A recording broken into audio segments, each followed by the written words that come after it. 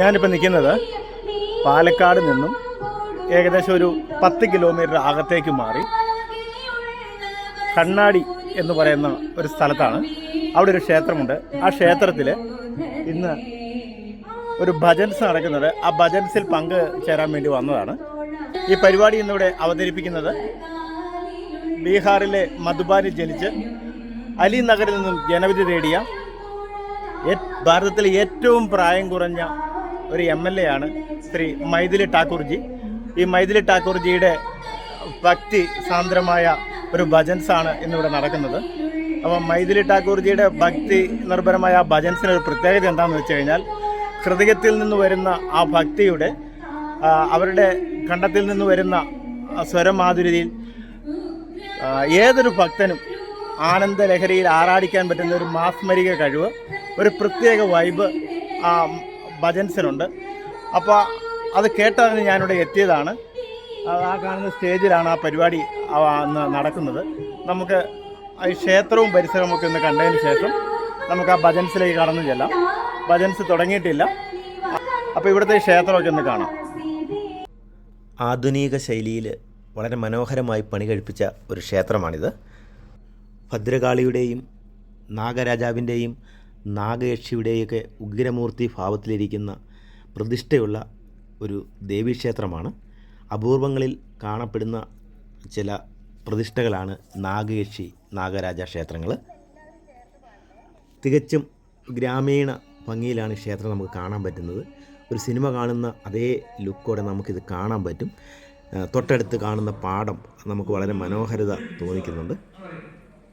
ഇതൊരു ദേവസ്വത്തിൻ്റെ ക്ഷേത്രമല്ല, ഇതൊരു കുടുംബക്ഷേത്രമാണ് ഒരു വ്യക്തിയുടെ. ആ വ്യക്തി പൊതുജനങ്ങൾക്ക് വേണ്ടി ഈ ക്ഷേത്രം പണിത് കൊടുത്തിരിക്കുന്നതാണ്. അതിൻ്റെ ഇനാഗ്രേഷനൊക്കെ കഴിഞ്ഞു. ഒരു ഭാഗവത സപ്താഹമൊക്കെ ഇവിടെ ഉണ്ടായിരുന്നു, സ്വാമി ഉദിത് ചൈതന്യയുടെ. ആ പരിപാടി കഴിഞ്ഞുപോയി. എന്നെ അത്ഭുതപ്പെടുത്തിയത് ഇത് വെറും 162 ദിവസം കൊണ്ട് പണി തീർത്ത ഒരു ക്ഷേത്ര സമുച്ചയമാണ്. നമ്മൾക്ക് ഒരു ക്ഷേത്രം പണിയുവാൻ എന്ത് കാലതാമസമാണല്ലേ, പക്ഷേ ഇത് പെട്ടെന്ന് പണി കഴിഞ്ഞു. ഇതാ നമ്മൾ കാത്തിരുന്ന ആൾ വന്നു കഴിഞ്ഞു. ആ കൊച്ചു പെൺകുട്ടിയാണ് മൈഥിലി ഠാക്കൂർ.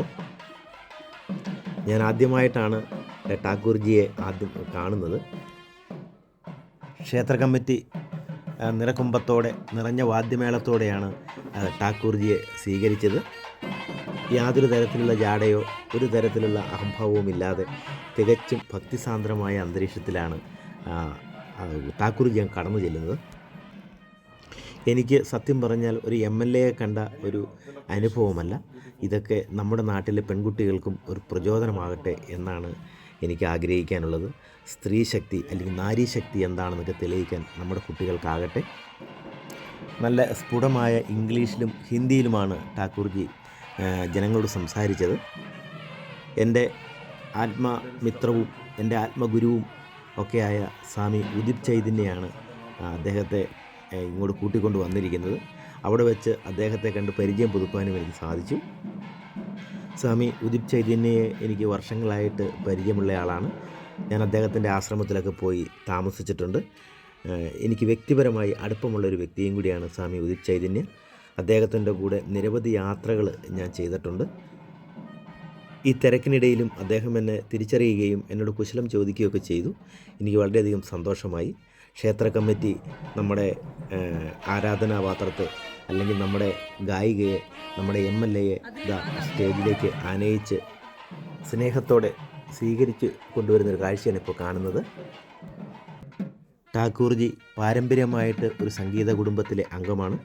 ഠാക്കൂർജിയോടൊപ്പം 2 സഹോദരങ്ങളും എത്തിയിട്ടുണ്ട്. അവരും സ്റ്റേജിൽ നിന്ന് ഗാനം ആലപിക്കുമെന്നാണ് പറഞ്ഞിരിക്കുന്നത്. ഠാക്കൂർജി വന്നപ്പോൾ തന്നെ ക്ഷേത്രത്തിലകത്ത് തൊഴുത് എല്ലാ ഈശ്വരന്മാരോടും അനുഗ്രഹം തേടിയാണ് സ്റ്റേജിലേക്ക് വന്നത്. മൈഥിലി എന്ന് വിളിക്കാൻ തന്നെ എനിക്കൊരു ശങ്കയുണ്ട്. കാരണം കാളിയുടെ മറ്റൊരു അപരനാമം മൈഥിലി എന്നാണ്. അതുപോലെ സീതാദേവിയുടെ വീട്ടിൽ വിളിക്കുന്ന ഓമനപ്പേര് മൈഥിലി എന്നാണ്. പണ്ടൊക്കെ നമ്മുടെ വീട്ടിലെ കുട്ടികൾക്കും ദേവീ ദേവന്മാരുടെ പേരിനോട് സാമ്യം ചേർത്ത് അല്ലെങ്കിൽ അത് കൂട്ടി ചേർത്താണ് പേരിട്ടിരുന്നത്. അതുകൊണ്ടാവാം ചിലപ്പോൾ മൈഥിലി ഠാക്കൂർ എന്ന് ഈ ഗായികയുടെ അച്ഛൻ ആ പേര് നിർദ്ദേശിക്കാനോ അല്ലെങ്കിൽ പേരിടാനുള്ള ഒരു കാരണമെന്ന് എനിക്ക് തോന്നുന്നു. ഇതാണ് ബഹുമാനപ്പെട്ട മൈഥിലി ടാക്കൂറിൻ്റെ 2 സഹോദരന്മാർ. അവരും ഇന്ന് സ്റ്റേജിലെത്തിയിട്ടുണ്ട്. ഇനി നമുക്ക് ഭജൻസ് കേൾക്കാം.